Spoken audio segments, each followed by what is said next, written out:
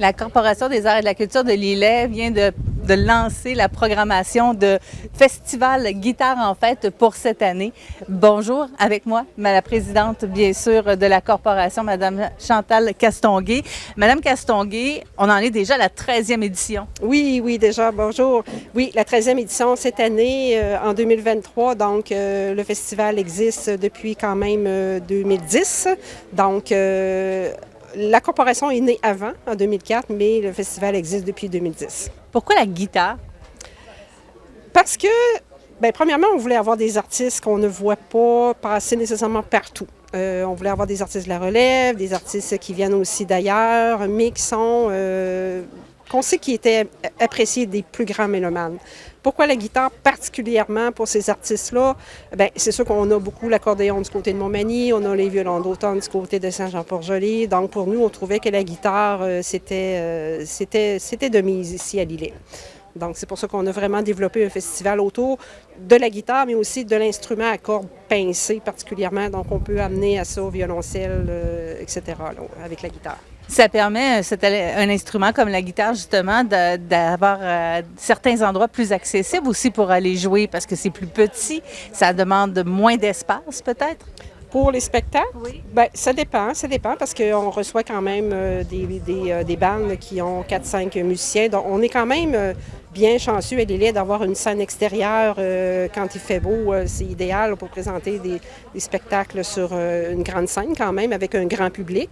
Il y a aussi, en formule plus intimiste, exemple, nos spectacles jazz ou nos spectacles classiques qui sont présentés en dimanche après-midi, par exemple. Bien, on a une salle intérieure où on peut vraiment avoir une musique d'écoute. Donc, c'est approprié là, pour ce style de spectacle-là. Vous avez d'ailleurs 3 espaces particuliers cette année. Oui.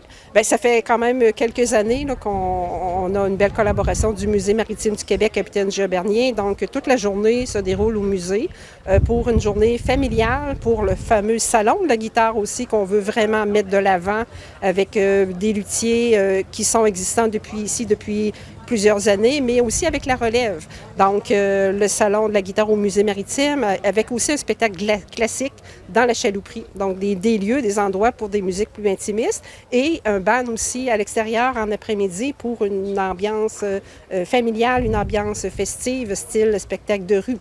Donc, puis on a aussi les spectacles ici en fin de soirée sur les grandes scènes extérieures qui permet un plus grand public à ce moment-là, avec une ambiance peut-être un peu plus festive.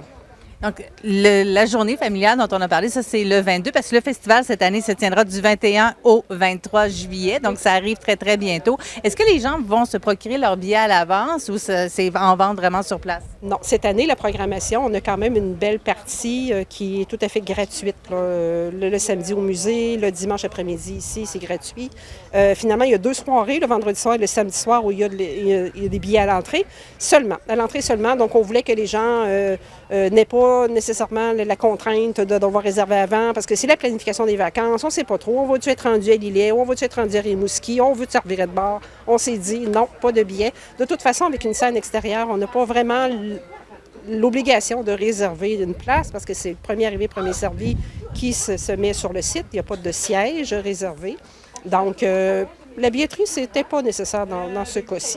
Vous avez parlé de band, vous avez parlé de musique classique également pour ce qui est de la guitare, mais il y a vraiment des spectacles pour tous les goûts et de tous les styles. Pour tous les goûts, oui. Avec du folk, vendredi soir, folk blues, folk rock un peu. Aussi le samedi, des musiques plus festives avec la musique cubaine, la musique brésilienne. Donc, il y a vraiment des musiques qui font le tour un peu de tout ce qu'on peut vouloir entendre dans un festival finalement. Et le dimanche, c'est un peu plus jazz. Un peu plus jazz, oui, le dimanche après-midi, et avec une musique du monde, là, où on va retrouver guitare flamenco avec un instrument africain aussi, avec, si je peux me rappeler le nom, je vais vous le dire, parce que c'est quand même impressionnant là, comme instrument, là.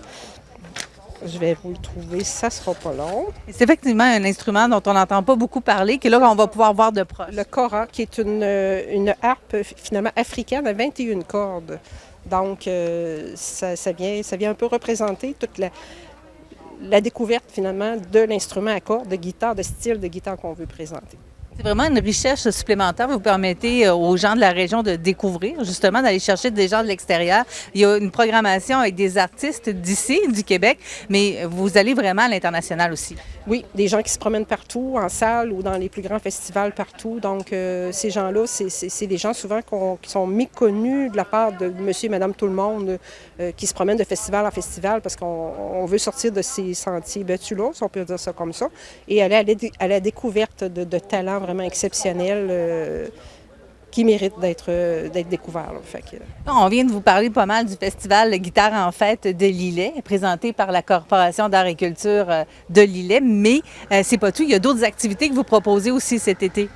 Oui, il y a la chapelle des marins, une petite chapelle qui est dédiée aux marins en l'honneur des marins morts en mer ici, donc qui est une petite chapelle dans le cœur du village où on veut offrir des rendez-vous culturels, donc pour que ce soit un lieu où les gens aiment aller s'asseoir quelques instants pour entendre des gens de la région, vraiment, que ce soit le conte, la légende, que ce soit la poésie. On va essayer de faire le tour de toutes sortes de disciplines. Donc, c'est notre deuxième saison cette année. On avait débuté le projet l'an dernier avec la collaboration de la MRC. Donc, on trouvait que c'était des rendez-vous qui étaient fort appréciés, qui très bien marché. On poursuit ça. Et aussi, on a un projet en développement qui est un café culturel ici aussi dans le cœur du village de Lillet, le projet est accepté. Donc, le projet est en préparation pour, on souhaite, puis je crois que ça sera possible d'ouvrir à l'automne. Donc, un endroit où les gens pourront se rassembler. C'est pas un café où on va aller nécessairement prendre un repas, mais c'est un endroit où on pourra consommer la culture tout en consommant un petit café puis peut-être un petit produit local, dessert ou peu importe. C'est un endroit que les gens connaissent bien? La salle des habitants. La salle des habitants qui est un bâtiment municipal qui sert à la population déjà pour des rassemblements, que ce soit des parties de famille, des fêtes, des funérailles, peu importe. Donc, on veut quand même laisser aux gens de continuer à l'habiter comme ils l'habitaient avant. On veut juste offrir un peu plus, finalement, en ayant une culture plus diversifiée.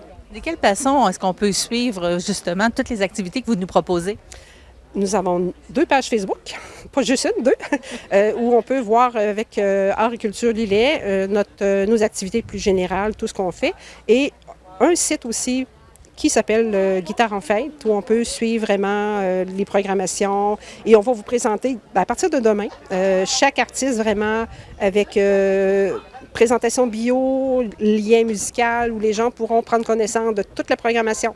Alors, cette page-là de Guitare en fête est vraiment intéressante à regarder d'ici le festival. Et bien sûr, il y a un site web aussi qu'on peut aller voir. Bref, on en a pour tout l'été. Merci beaucoup, Mme Castonguay. Ça m'a fait plaisir. Merci à vous. Alors, pour plus de détails, vous savez où vous rendre. Sinon, on vous parlait du festival Guitare en fête qui se tiendra du 21 au 23 juillet du côté de Lillet.